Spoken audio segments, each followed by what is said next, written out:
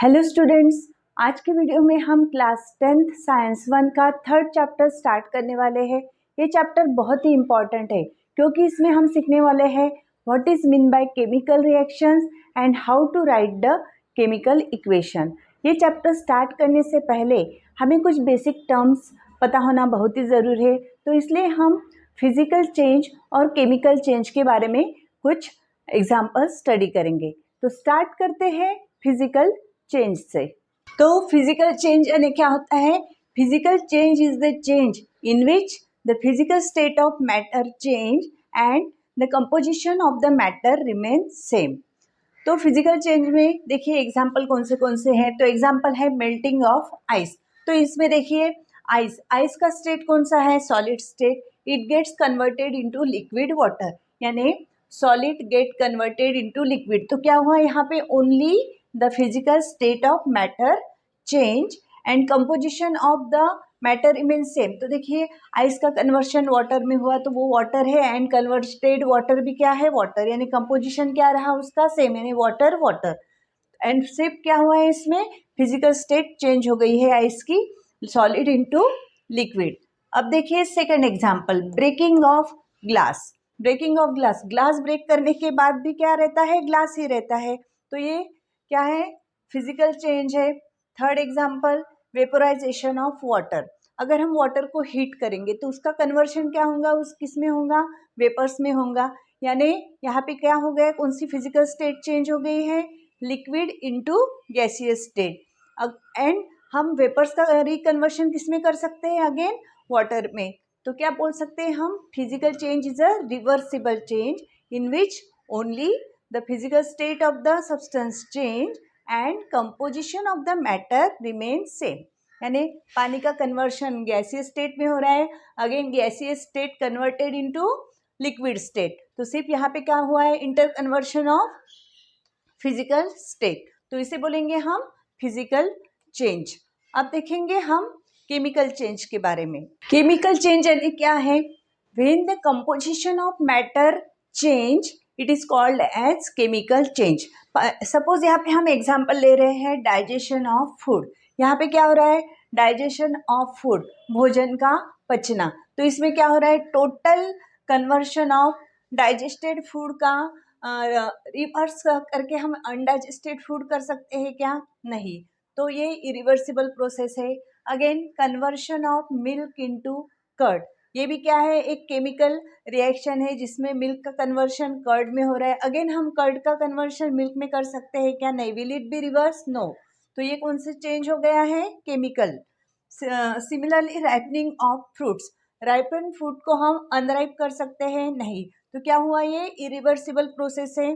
So when the composition of matter change it is called as chemical change and it is irreversible process. Similarly, burning of paper है, rusting of iron, these are also the example of chemical change।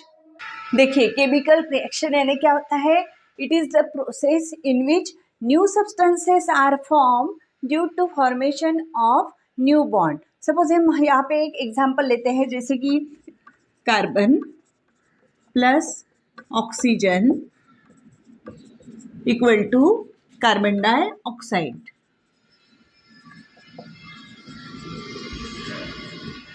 Carbon dioxide, यहाँ पे देखिए carbon और oxygen in दोनों को combine करके एक new bond form हो रहा है एंड न्यू सब्सटेंस फॉर्म हो रहा है, उसका नाम है कार्बन डाइऑक्साइड। किसी भी केमिकल रिएक्शन में दो सब्सटेंसेस बहुत ही इंपॉर्टेंट होते हैं। वो सब्सटेंसेस क्या है? Reactants and product. अब रिएक्टेंट क्या होते हैं? Reactant means the substances which taking part in reactions, they are called as reactant. यानी जो सब्सटेंसेस रिएक्शन में भाग लेते हैं, हिस्सा लेते हैं, उन्हें हम क्या कहते हैं? Reactant. And product means the newly form substance, it is called as product. तो देखिए यहाँ पे इस रिएक्शन में कार्बन एंड ऑक्सीजन क्या हो गए हैं? रिएक्टेंट, एंड कार्बन डाइऑक्साइड क्या है यहाँ पे? प्रोडक्ट। यानी किसी भी रिएक्शन में रिएक्टेंट एंड प्रोडक्ट फॉर्म होते हैं। रिएक्टेंट क्या होते हैं? कंबाइन होके न्यू सब्सटेंस फॉर्म होता है, उसे बोलते हैं हम प्रोडक्ट। ये हो गया हमारा केमिकल रिएक्शन के बारे में।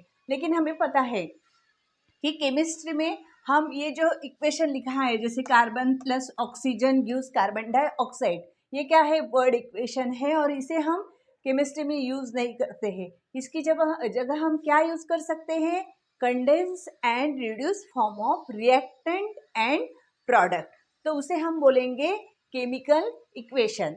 तो केमिकल इक्वेशन लिखने के लिए हमें कुछ रूल्स फॉलो करने पड़ते हैं। अब हम देखेंगे which are the rules for writing the chemical equation. Steps writing in chemical reaction. तो फर्स्ट रूल देखिए, reactant on left hand side, product should be write on right hand side and arrow is given between reactant and product. Suppose यहाँ पे देखिए reaction लिखे हमने, carbon plus oxygen gives carbon dioxide, तो left side में क्या रहेंगे, ये है हम रिएक्टेंट, ये रहेंगे लेफ्ट हैंड साइड में, और राइट हैंड साइड में रहेंगे product. Then arrow is between them, reactant and product के बीच में हम एरो लिखेंगे। ये हो गया first rule. Second rule, when two और more reactants are present then plus sign is given in between them. देखिए यहाँ पे कार्बन एंड ऑक्सीजन ये दो रिएक्टेंट है, तो इसके बीच में हमने प्लस साइन दिया है, एंड प्रोडक्ट में सिर्फ सिंगल प्रोडक्ट है इसलिए यहाँ पे साइन देने की जरूरत नहीं, means plus sign is given between two और मोर रिएक्टेंट एंड प्रोडक्ट। इसके बाद में है थर्ड रूल। देखिए third rule, physical state of the reactant and product should be mention. तो यहाँ पे देखिए अगर ये हमारी रिएक्शन है, suppose carbon plus oxygen gives carbon dioxide, तो हमें फिजिकल स्टेट मेंशन करना है। तो क्या देखिए, अगर लिक्विड रहा तो हम उसकी जगह यहाँ पे L लिखेंगे, सॉलिड रहा तो उसके हम S लिखेंगे, अगर गैसियस है तो उसके लिए हम G लिखेंगे, एंड अगर गैसियस प्रोडक्ट फॉर्म हो रहा है प्रोडक्ट साइड में तो उसके लिए हम अपवर्ड एरो यूज करेंगे। और एक्वायस, एंड एक्वायस यानी क्या होता है, the substance which is dissolve in water, that solution is called as aqueous solution, और उसके लिए हम सिंबल क्या यूज करेंगे, AQ यूज करेंगे। And precipitate, precipitate means when two liquid combine with each other and form insoluble solid, it is called as precipitate. And precipitate के लिए हमेशा डाउनवर्ड एरो यूज करना चाहिए। और प्रेसिपिटेट मीन्स क्या होता है, एक इनसोल्युबल सॉलिड जो बिकर के नीचे जम जाता है उसे हम बोलेंगे प्रेसिपिटेट। तो देखिए यहाँ पे रिएक्शन है, तो कार्बन, कार्बन के लिए कौन सी फिजिकल स्टेट हम यूज करेंगे, सॉलिड। O2 यानी क्या होता है, गैसियस फॉर्म, इसके लिए G, एंड CO2 गैस है और ये प्रोडक्ट साइड में फॉर्म हुआ है तो इसके लिए हम अपवर्ड एरो इंडिकेट करेंगे। तो थर्ड रूल हो गया, physical state should be mention, तो ये है थर्ड रूल। इसके बाद में हम देखेंगे फोर्थ रूल, रूल नंबर 4।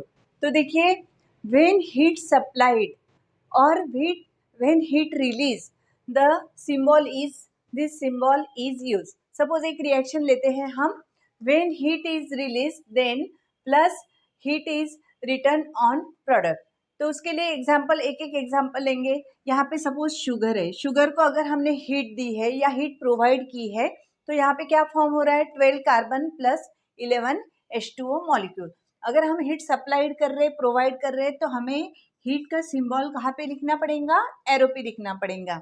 अगर रिएक्शन में प्रोडक्ट साइड में अगर क्या हो रहा है, हीट बाहर निकल रही है, रिलीज हो रही है, तो प्रोडक्ट साइड में हमें प्लस हीट लिखना पड़ेगा। सपोज ये एग्जाम्पल है, calcium oxide plus water gives calcium hydroxide plus heat. यहाँ पे हीट क्या हो रही है, बाहर निकल रही है, इसलिए हम यहाँ पे प्लस हीट लिख रहे हैं। ये है रूल नंबर 4। अगर हीट प्रोवाइड कर रहे हैं, सप्लाइड कर रहे हैं, तो एरो पे हम हीट लिखेंगे सिंबल।